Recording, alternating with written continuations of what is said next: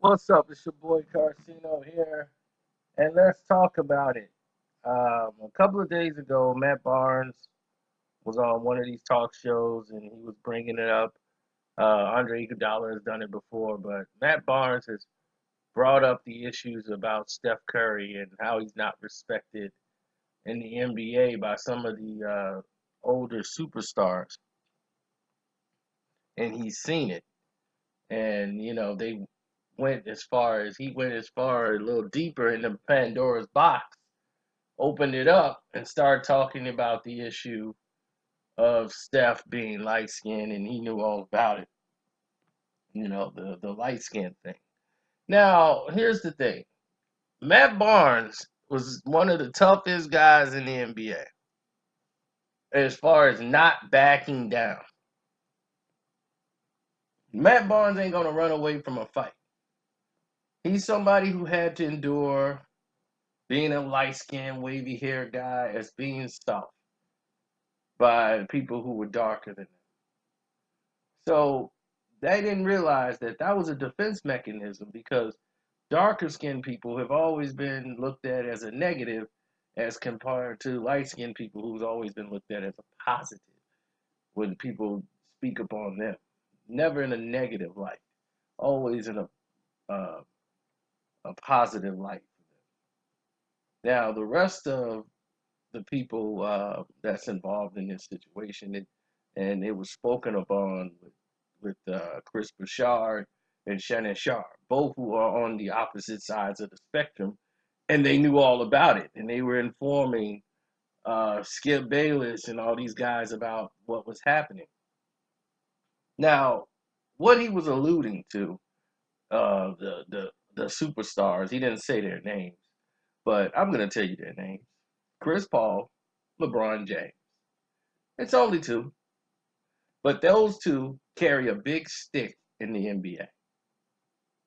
They're on the council, they're in the players union, and both of those guys are dark skinned and they feel like the NBA is catering to Steph Curry based on him being lighter than him and he's got all these opportunities to do things. He's a unanimous MVP. And they feel this is why the media does that to them and they make Steph look so good, but they come down on everything that I try to do. So to champion themselves, they take that and try to use that as an aggression to attack Steph Curry and basically disrespect his accomplishments or he's not that great or he's all right, but he can't do this and that. He's soft. And attach that to color. And the spectrum always goes on the other side too. Both sides play a part in this whole twisted, sick game that has been going on further than what Shannon was talking about during the slavery periods that the masters would favor the light skinned slaves as compared to the dark skinned ones. They were in the field, the light skinned ones were allowed in the house. This wasn't always the norm at all. This goes back further than that, back to the original continent of Africa. That's how far this light skin, dark skin battle crap has been going on.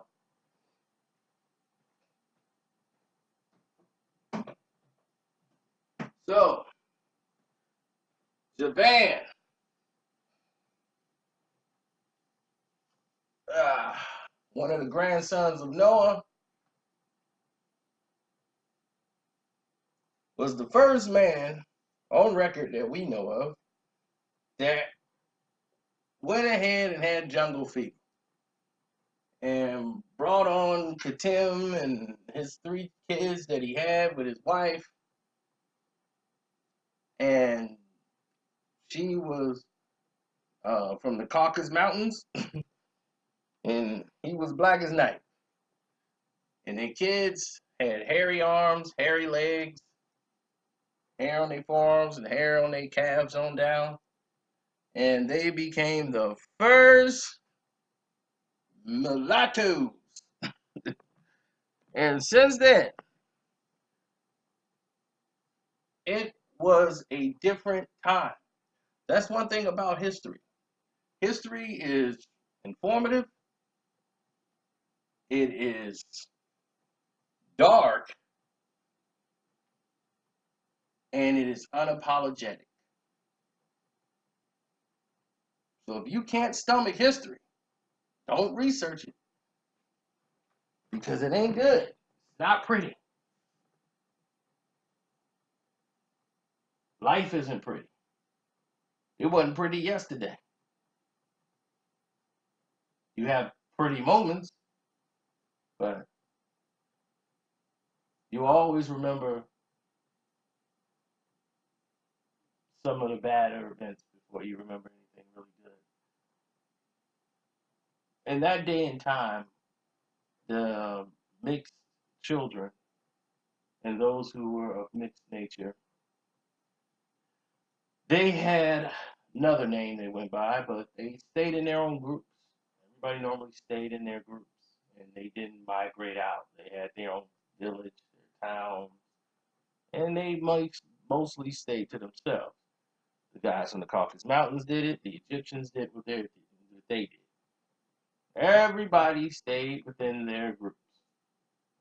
But when people want territory and land, they started to push people out. So those mulattoes made their way to Egypt. And the Egyptians were nice enough to let them in. And what came and followed was jealousy, envy. The women were aggravated at looking at their men, lust for these women that were lighter than them and had long hair, but they were dark too. They were like a mystery to them. And they were caught up and captivated by them with their hair. And their women, resented that because they had shorter hair, bringing into the hair scenario that we're faced with today. And it caused wars, it caused fights, it caused girls in there getting attacked by the dark skinned girls. The light skinned girls were there, and the guys who were in charge of Egypt, those guys would put the husbands out to work while they would take their wives or whatever and have their way with them. And this went on for a while before it started to change. You had a lot of mixed children being born, um, some light, some dark, and they were all brothers and sisters. And pretty soon, one of the Egyptian kings had a child with one of the mulatto women, and she had a kid. And pretty soon, they came into power, and so the mulattoes took over Egypt. All of the light-skinned blacks basically took over Egypt. Eventually, slowly, and once they got control, they made changes. And you read about it, it's all on the hieroglyphics. You start to see people that resembled more like people that looked mostly like them. And the people who were dark, they were like servants. It became a growing trend of self-hate used as a weapon against one another, where each side is to blame. Each side has their own personal bias against the other. And it's ridiculous. It's completely ridiculous. Now, this was later on decided to be used as a weapon when they decided to do a thing called marketing, like the market slave trades, these natures. People will only hear about Nat Turner's story, right? Nat Turner this, Nat Turner that. That transpired into a whole misunderstanding. That was just one uprising out of many uprisings. They were uprisings after that. It was uprisings before that, like 50 years before. There were uprisings, and they were frequent, and They were taking people from different areas, thinking they were all the same because of their color, and they didn't realize that people were highly intelligent, even though they didn't speak their language. They weren't dumb. And the Congo Africans were different than the Africans that they took from Egypt or whatever.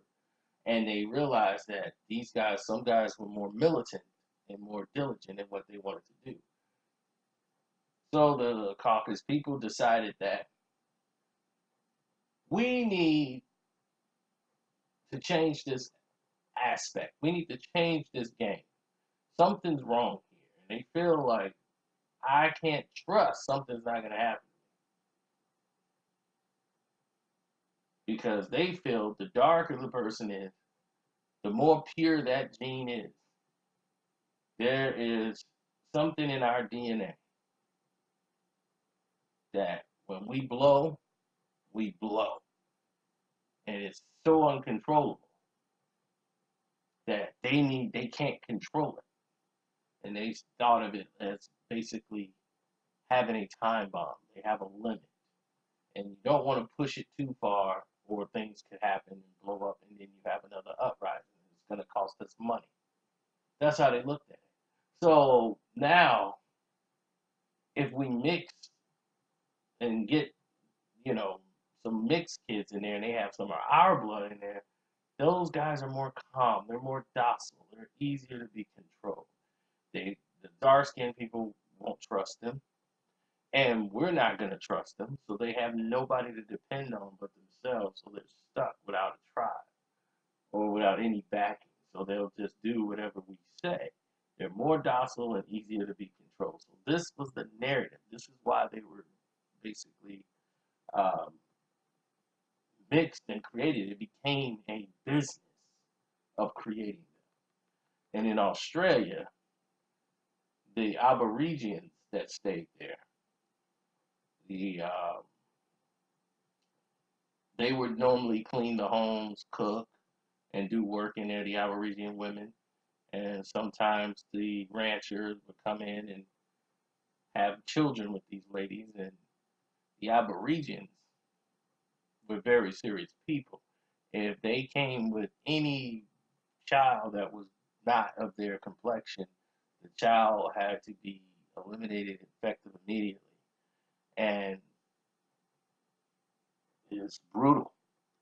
So the mothers who just couldn't bear to see anything, that's their child. So they would hide the child to the point where the ranchers would take the kids, they gather them, and then they would take them on another part of the island near Australia, where they were taught by a Catholic priest and taught to be Catholics.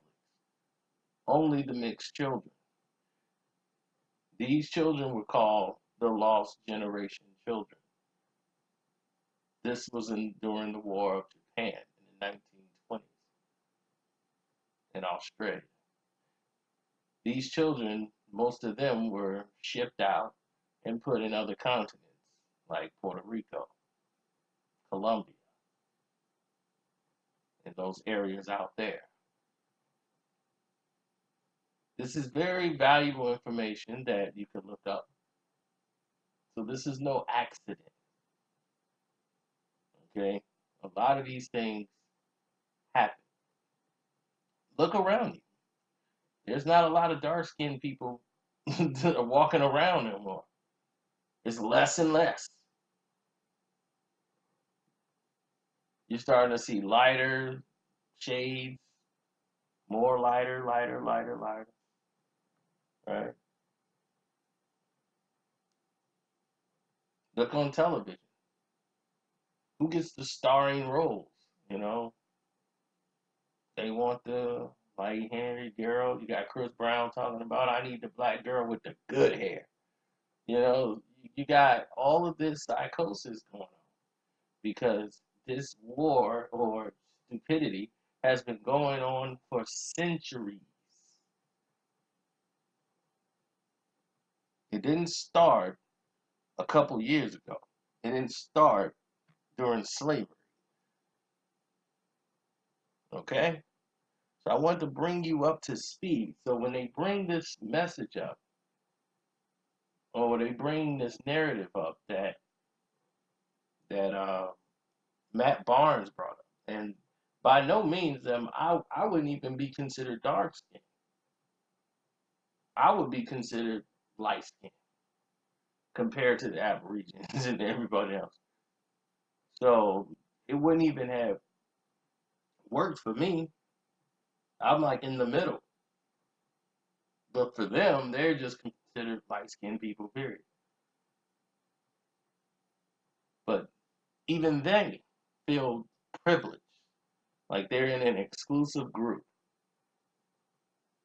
So when they're around each other, it's entirely different. Some act even uppity, as if they're better. They had some to have the nerve to actually have a paper bag party. That if you were darker than a paper bag, you could not come into the party. You weren't considered light skinned enough to come to a light skinned party that they threw. It's terrible. We have got to get out of this hate cycle. It's defeated you.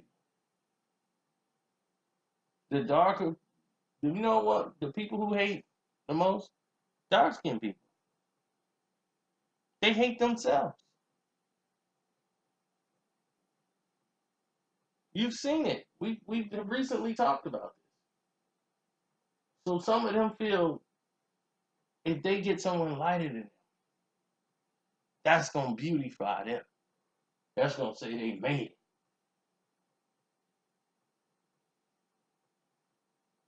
You know, because they've been ridiculed the majority of their lives growing up for being dark. How many dark skin jokes have you heard in school?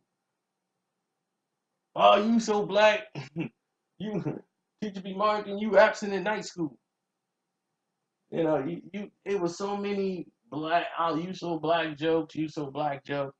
So you either had a good sense of humor or it just wore down on you. So if anybody tried to talk to you in school, they'd be, you look at them.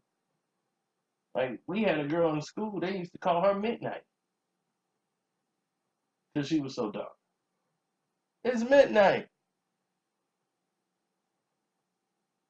Somebody asked her what time it is. What time is it? Midnight.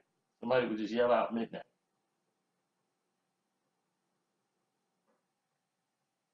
So this was always a thing in school. Like people thought it was funny. But now when you look back on it, it's not funny. It's actually sad that we have not evolved and we're still here. Battling light skin, dark skin, and all this. It's crazy. It's a sickness that has to be addressed and stopped. Because those guys from the Caucasus Mountains, they don't care what shade you are. They don't. You're not them. That's how they view you.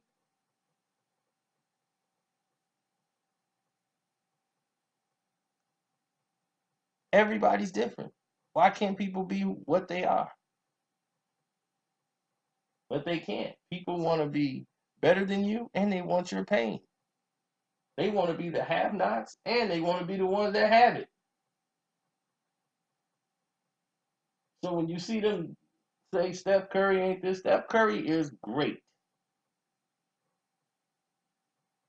He deserved MVP when he got it, both years. He was a candidate for MVP the year before. He almost would have got it this year. He was a he's gonna be in the runnings every year. He's a great player. Period. Chris Paul, he's better than Chris Paul. He's better than LeBron James. Ain't got nothing to do with one being lighter, one being darker, nothing. He's just a better basketball player. Larry Bird's better than LeBron. So where's the conversation there? Had nothing to do with color, nothing. He's just a better player. Period. Now,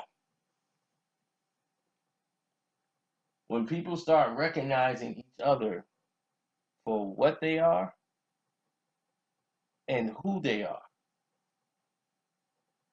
instead of grouping people, then you can start moving forward.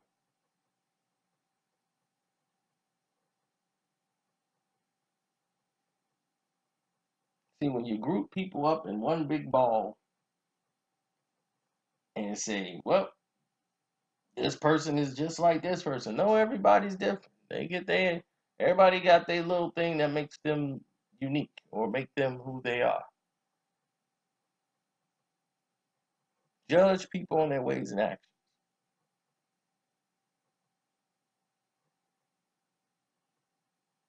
So Matt Barnes decided to bring up the fact because he knew for a fact that these guys are dark skinned and he's seen that before.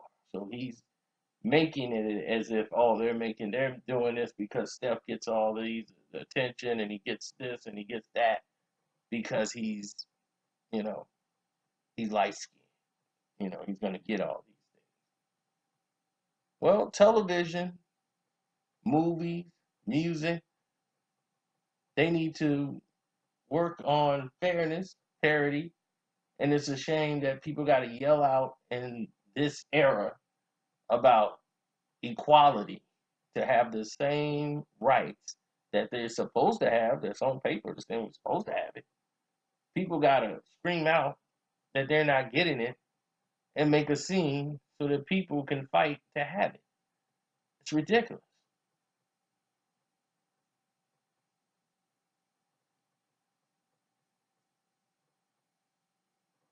It almost ashames me to see it.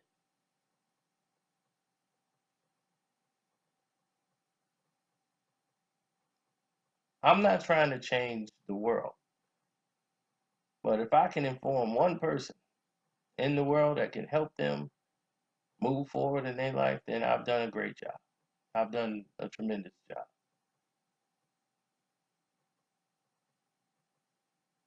Because if we don't switch this hate thing off and get away from that and get to where we need to be as a person and as a group, we're not in the game. We need to get in the game. Because if you think getting in the NBA and getting $100 million contracts and you losing all your damn money and it's gone and you really ain't got 100 million when it's all said and done, you can lose $100 million. That don't mean you're in the game. Because if you don't have a plan, believe me, your money will disappear. It'll be gone. And you won't even know where it went because you didn't bought the houses, you had the cars, you got the jewelry, you had the girls, had the video games. Next thing you know, you're out the league. Nobody's giving you that money. You ain't making that money nowhere else. And it's gone. Less than 5% of black African Americans in the NBA live comfortable after retirement.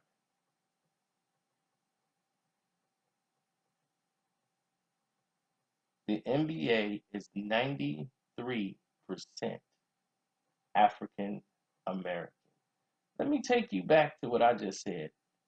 93% African American. That's a very high number.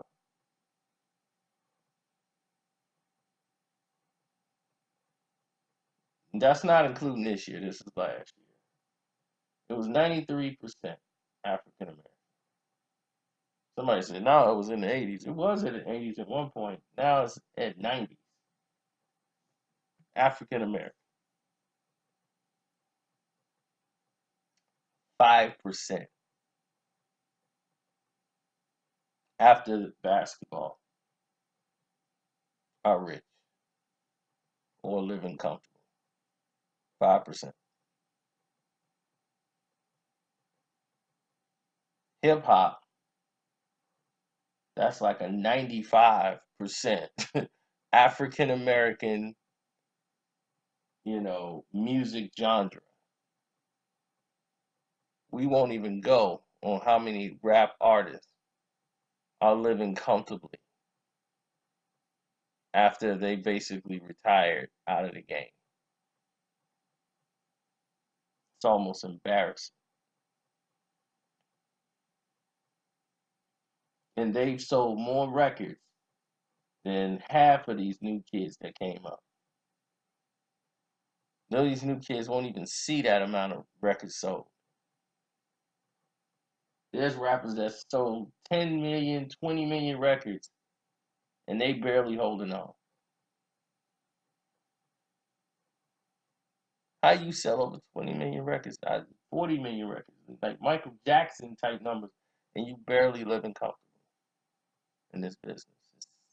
It's not right. It's not right at all. So I say that to say this. Let's get it right. You know what I'm saying? Let's get smart.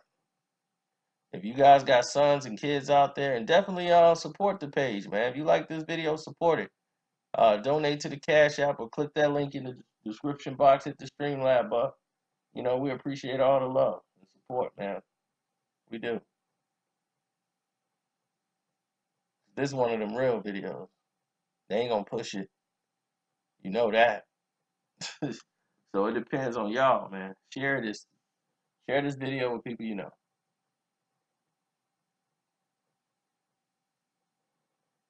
Because it's time.